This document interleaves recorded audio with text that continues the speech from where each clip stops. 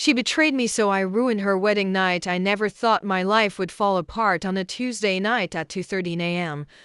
But that's when I heard it. The soft giggle that didn't belong to me. The low murmur of a voice I knew but never expected to hear behind my bedroom door. Let me back up. My name's Nathan. I'm 29. For most of my life, I was the quiet, dependable guy. The one people come to for help moving, for advice, for moral support. I wasn't flashy, but I was steady. And I thought I'd won the lottery when I met Lauren. We met at a volunteer event back in college. She was radiant light brown hair, that open, sunshine smile that made you feel like you mattered. We hit it off instantly. She said I made her feel safe. I said she made me feel alive. 5 years later, we were engaged, planning a vineyard wedding, talking about kids. She even named the puppy we hadn't adopted yet. Everything was perfect. Until it wasn't. The first red flag was too subtle for a guy like me to see. She started staying late at work, but the texts slowed. The goodnight calls turned into sorry. I fell asleep. I made excuses for her. She's tired. She's busy. She still loves me. The second red flag was named Jake, my best friend since high school. We'd grown up on the same block, played on the same basketball team. He'd even been my best man in our mock wedding rehearsal. I trusted him like a brother, and that was my mistake. One night, I came home from a canceled work trip. I wanted to surprise Lauren with her favorite Thai food and maybe some dumb inside jokes. But I walked into something else. The house was dark, but I saw the soft glow of the bedroom light under the door. I smiled, quietly tiptoed in, thought I'd playfully jump on the bed and scare her. But the door was cracked open, and what I heard stopped everything in me. Lauren's voice.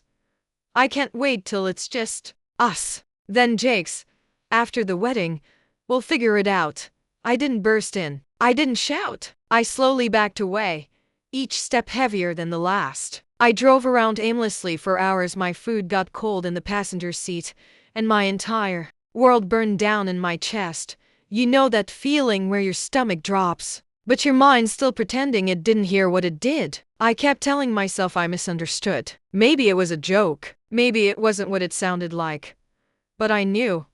The next morning, I did something I never thought I'd do. I smiled, like everything was okay. I kissed Lauren on the forehead. I texted Jake, game night this weekend? And I started collecting screenshots. Her messages when she forgot to delete them from our shared laptop. Phone records. One night, she left her iPad unlocked. I took photos of everything. I hired a private investigator just to be sure, and when he handed me the file, I didn't cry. I didn't scream. I planned. The next month felt like a nightmare. I couldn't wake up from. We tasted cakes, picked flowers, posed for engagement photos I'll never post. I acted like the perfect fiancé. Like I didn't already know every time she worked late was a lie. People always say revenge is bitter, that it won't make you feel better. They're wrong. It made me feel alive again. The wedding day arrived. Golden sunlight, rows of white chairs lined with orchids, soft music playing from a harpist she insisted we hire. I stood at the altar in a tailored navy suit, heart steady, breathing calm. Jake was in the second row, beaming like nothing was wrong. He even winked at me. Lauren walked down the aisle. Everyone turned to look at her like she was a princess. But all I saw was a stranger, a liar in lace. She reached the altar, took my hand. The officiant began, "Do you, Nathan, take Lauren to be your lawfully wedded wife?" I looked around. I saw our families. My mom teary-eyed, her dad holding a camcorder, Jake smiling. Then I looked at Lauren. She smiled, expecting I do. I said, no gasps, confusion. Some people laughed, thinking it was a joke. Lauren blinked. What? I said no. I said clearly, pulling my hand away. Because you've been cheating on me with him. I pointed to Jake. For months. And I have the receipts. Check your phones. Phones buzzed. Murmurs turned into chaos. Her cousin gasped. Her maid of honor covered her mouth. Jake turned red and stood up. I can explain. I held up my hand. Sit down, Jake. You've done enough. Lauren grabbed my sleeve. Nathan, please, this is exactly the place. I wanted you both to be exposed, not just in the dark, but under God and your entire family. I handed the officiant a sealed envelope.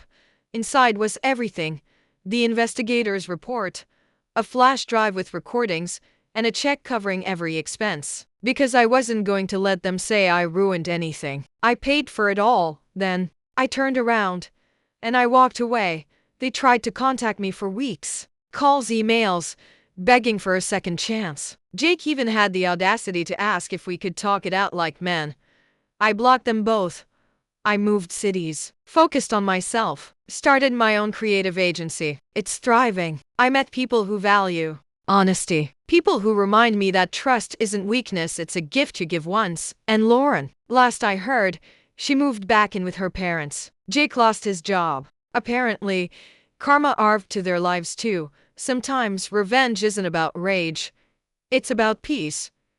It's about looking in the mirror and knowing you stood up for yourself with dignity. That you burned the bridge they lit first, but you walked away without a scratch. And that's the kind of revenge no one ever forgets.